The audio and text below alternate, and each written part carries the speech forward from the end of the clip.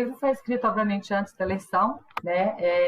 Embora ainda pegou ali boa parte do primeiro semestre de 2022, né? Para estar pensando, o bolsonarismo já tinha entrado nesse modo como eu digo ali no livro, né, de uma ação em dois níveis, né? Por um lado, ele era uma força política como outra qualquer, que disputa eleição, que tem partido, etc. E, por outro, ele também sempre operou nesse nível que eu chamo ali de metapolítico. Às vezes eles mesmos chamam de metapolítico, né? Que é esse de estar colocando em xeque, colocando desconfiança sobre as próprias instituições que chancelam a democracia. Então, eles começaram com essa narrativa da fraude eleitoral, na verdade, desde meados de 2021. Então, é algo que já vinha vindo. Desde que a pandemia arrefeceu, eles entraram nesse modo da metapolítica eleitoral, né, da questão da fraude.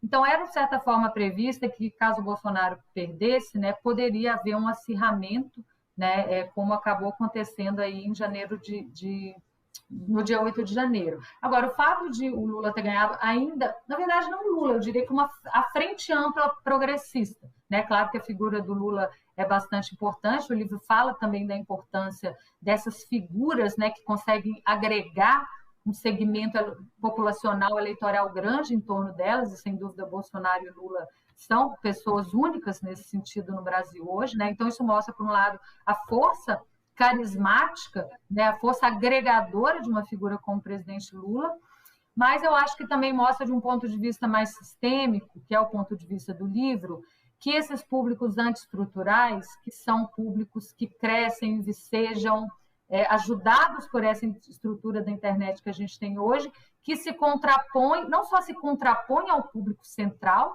né, ao público hegemônico, que a gente pode colocar aí como sendo da democracia liberal, né, como eles querem substituir esse sistema como um todo, ou seja, eles trazem uma outra visão de democracia, onde o que era periférico vem para o centro. Ou seja, no caso tem também esse movimento de virado avesso. No caso do bolsonarismo, seria uma noção de democracia calcada completamente, ou quase que completamente, na ideia da vontade da maioria, e como eles conseguem se reproduzir através dessas mídias alternativas dele, um espelho para eles mesmos, como se eles fossem essa maioria, né? Eles acreditam plenamente que eles são o povo, né? E que a vontade do povo precisa ser feita, e que as Forças Armadas hoje são a agência que está supostamente fora da política, que seria capaz de fazer valer essa vontade do povo. Então, a vitória do Lula, para mim, significa que ainda está equilibrado, né, o sistema como um todo, ou seja, essa força antiestrutural do bolsonarismo, dos negacionismos científicos, né? Ela ainda não conseguiu, digamos assim, alterar a balança, né, na esfera pública, no sentido de estar desequilibrando de vez, digamos assim, a balança de poder ao seu favor, né? Mas a gente tem que estar sempre em guarda, né, Gustavo? Porque o fato de ter perdido a eleição não significa que esses públicos sumiram, né? Eles estão aí, eles vão continuar crescendo, eles têm um modelo de negócios muito bem sucedido, eles atuam em camadas múltiplas, né? Isso eu discuto no livro também, não é só os públicos ocultos, subterrâneos ali do Telegram, do WhatsApp, que são esses mais extremos, são as camadas intermediárias também, que são camadas de recrutamento, não necessariamente de radicalização, mas é a mesma ecologia, onde você tem um Brasil Paralelo, uma Jovem Pan, que são mídias aí que, né, elas são sentido que é a superfície da internet, né, que elas atuem livremente,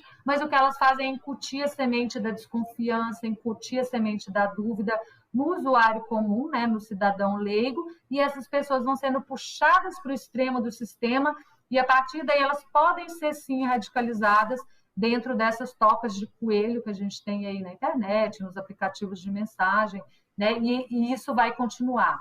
Né? Então, acho que é uma boa notícia, realmente, a balança ainda está a nosso favor, da democracia, digamos assim, mas é preciso um olhar atento, e eu acho que esse governo já demonstrou sinais, né, o judiciário também, que vai estar mais atento ao pano de fundo estrutural mesmo desse problema, que vai muito além das eleições em si.